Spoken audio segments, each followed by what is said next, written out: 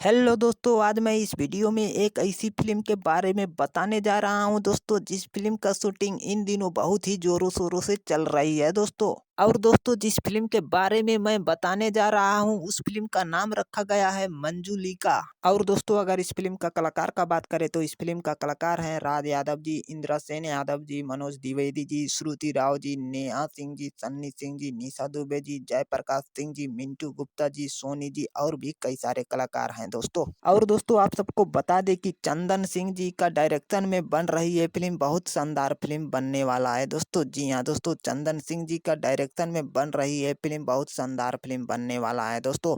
और दोस्तों, अगर इस फ़िल्म को सिनेमाघरों में रिलीज़ किया जाएगा तो मुझे लगता है कि इस फ़िल्म को देखने के लिए सारे दर्शक लोग सिनेमाघरों में टूट पड़ेंगे दोस्तों। तो चलिए दोस्तों, इस फ़िल्म के बारे में कुल मिलाकर यही कहूँगा कि ये फ़िल्म बहुत बढ़िया फ़िल्म होने वाला है दोस्तों। जी हाँ दोस्तों, ये फ़िल्म बहुत बढ़िया फ़िल्म होने वाला है दोस्तों।